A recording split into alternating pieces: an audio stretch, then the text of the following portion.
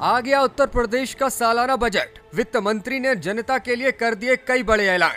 योगी सरकार ने इतिहास का सबसे बड़ा बजट पेश किया, कई बड़े वायदे भी किए। हर डिटेल समझिए इस खबर में।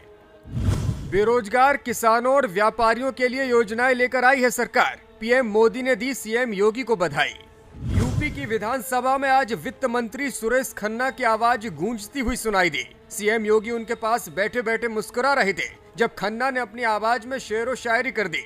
खन्ना बोले, पैदा नजर नजर में एक ऐसा मुकाम कर, दुनिया सफर करे तेरे दामन को थाम कर। जी हाँ, ये शेर पढ़ते ही खन्ना ने एक ऐसा ऐलान कर दिया जो कि अब सियासत में हंगामा मचा देगा। उत्तर प्रदेश में पहली दफा 60 साल से ऊपर उम्र के किसानों को 3000 रुपए की पेंशन हर महीने दी जाएगी। ये अपने आप में बहुत बड़ा ऐलान है। इसके अलावा सरकार ने कई बड़ी बातें कही हैं। चलिए आपको एक एक करके तमाम उन बातों और दावों के बारे में बताते हैं जिसे वित्त मंत्री ने आज विधानसभा में पेश किया। राष्ट्रीय ग्रामीण स्वास्थ्य मिशन के अंतर्गत विभिन्न कार्यक्रमों के संचालन हेतु वित्तीय वर्ष 24-25 में 7350 करोड़ रुपए की व्यवस्था प्रस्तावित है। प्रधानमंत्री Ayushman Bharat health infrastructure mission योजना के अंतर्गत प्रदेश में ग्रामीण एवं शहरी क्षेत्र में health wellness centre care unit, integrated public health lab की स्थापना आदि कार्यों हेतु 952 करोड़ रुपए की व्यवस्था प्रस्तावित है। आयुष्मान भारत मुख्यमंत्री जन आरोग्य अभियान हेतु वित्तीय वर्ष में 300 करोड़ रुपए की व्यवस्था प्रस्तावित है।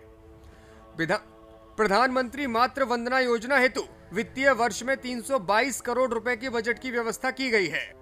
पंडित दीनदयाल उपाध्याय राज्य कर्मचारी कैशलेस चिकित्सा योजना के अंतर्गत आबद्ध निजी चिकित्सालयों में कैशलेस उपचार की व्यवस्था की गई है, जिस पर कुल 150 करोड़ रुपए का व्यय भार अनुमानित है, जिसका पूरा वहन राज्य सरकार द्वारा किया जाएगा। चिकित्सा शिक्षा के तहत प्रदेश में 65 मेडिकल कॉलेज हैं, जिनमें 35 राज्य सरकार एवं 30 निजी क्षेत्र द्वारा संचालित हैं। वर्तमान में 45 जनपद मेडिकल कॉलेजों से आच्छादित किए जा चुके हैं। 14 जनपदों में केंद्र सरकार द्वारा वित्त पोषित मेडिकल कॉलेज निर्माणाधीन है। 16 असेवित जनपदों में निजी निवेश के माध्यम से मेडिकल कॉलेज स्थापित किया जाना प्रस्तावित है। राजकीय क्षेत्र में बीएससी नर्सिंग कॉलेजों की संख्या 6 से बढ़कर 23 हो गई है। जनपद वाराणसी में मेडिकल कॉलेज की स्थापना कराए जाने का निर्णय लिया गया है। इसके लिए 400 करोड़ रुपए की व्यवस्था दी गई है। असाध्य रोगों की मुफ्त चिकित्सा सुविधा हेतु 125 करोड़ रुपए की व्यवस्था प्रस्तावित है। बुंदेलखंड क्षेत्र में एक नई औद्योगिक विकास प्राधिकरण यानी कि बीडा का गठन किया जा रहा है, जिसके अंतर्गत नोएडा और ग्रेटर नोएडा के अनुरूप बुंदेलखंड क्षेत्र में औद्योगिक, वाणिज्यिक और आवासीय टाउनशिप विकसित करने की योजना है। सेमीकंडक्टर, डाटा सेंटर, स्टार्टअप एवं आईटी सेक्टर से संबंधित विशेष योजना के साथ ही वर्ष 2022 में इलेक्ट्रॉनिक मैन्युफैक्चरिंग की प्रोत्साहित करने की नीति लागू की गई थी। प्रदेश में डिफेंस कॉरिडोर में बड़े पैमाने पर तेजी से कार्य किया जा रहा है। डिफेंस कॉरिडोर के 6 नोड्स में से 3 नोड्स का आवंटन पूर्ण हो चुका है।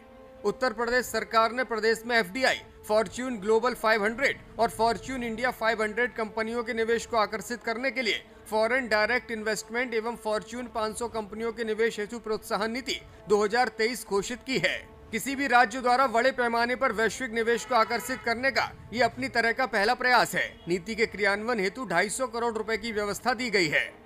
स्वामी विवेकानंद युवा सशक्तिकरण योजना के अंतर्गत टैबलेट, स्मार्टफोन वितरण हेतु 4000 करोड़ रुपए की व्यवस्था दी गई है। वर्तमान में 25 लाख से अधिक टैबलेट और स्मार्टफोन बांटे गए हैं, जिसकी प्रक्रिया जारी है।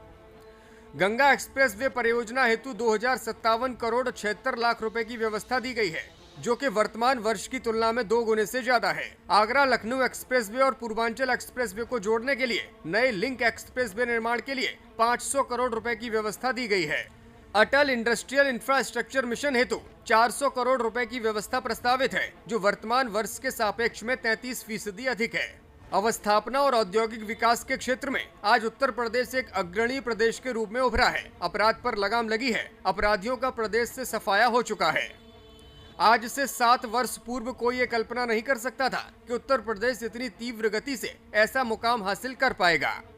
तो ये वो बड़ी बातें थी जो वित्त मंत्री ने अपने बजट भाषण के दौरान पेश की हैं। बजट की सबसे बड़ी बात ये रही कि सुरेश खन्ना ने 7,36,437 करोड़ और 71 लाख रुपए का यह बजट पेश किया। इसमें 24,000 करोड़ रुपए की नई योजनाएं दी गई हैं। आज कोषीय घाटा 3.46% रहा है। किसानों के लिए सबसे बड़ा ऐलान किया गया है। 60 साल से अधिक उम्र के किसानों को 3,000 रुपए प्रति माह की पेंशन दी जाने की बात कही गई है। ब्यूरो रिपोर्ट, मीडिया हलचल।